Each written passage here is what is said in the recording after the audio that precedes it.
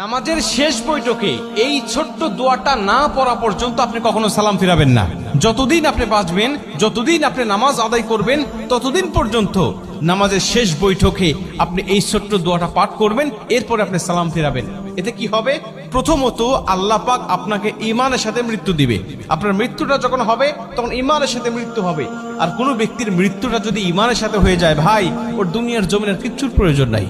কারণ শেষ মৃত্যুটা তার হয়েছে ইমানি অবস্থায়, মানে সে মুসলিম হয়ে, ইমানদার হয়ে সে দুনিয়ার থেকে বিদায় নিয়ে চলে গেছে। ওর কবরেও শান্তি, পরকালেও শান্তি, হাসরে, মিজানে, ফুলসিরাতে প্রত্যেকটা ধাপে সে মুক্তি, এবং আল্লাহ পাকের কমপক্ষে 10টি পৃথিবীর সমান একটি করে জান্নাত তার জন্য আল্লাহ ওয়াজিব করে দিবেন।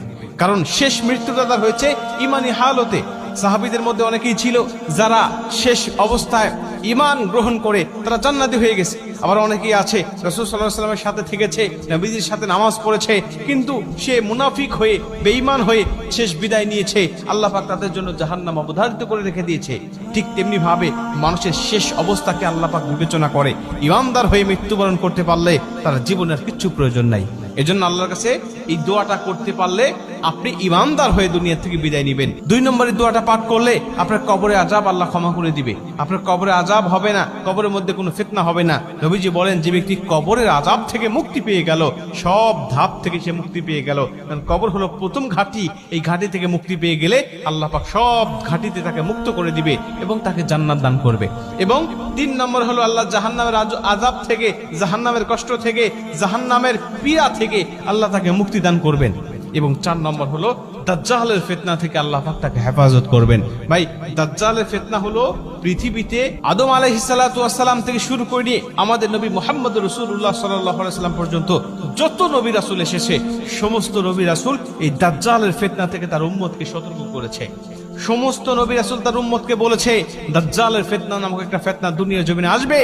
এত বড় ফিতনা দুনিয়ার জমিনে আর কখনো মানুষ দেখতে পাবে না। এত বড় ফিতনা মানুষগুলোকে বেঈমান বানিয়ে ফেলবে মুহূর্তের মধ্যেই। আল্লাহ তাকে কিছু অলৌকিক ক্ষমতা দিবেন, আল্লাহ পাক তাকে কিছু অলৌকিক ক্ষমতা দিবেন ঈমানদারদেরকে যাচাই করার জন্য। তখন এই দাজ্জাল এসে দুনিয়ার জমিনে তার অনুসারী আর অনুগামী করবেন মানুষগুলোকে।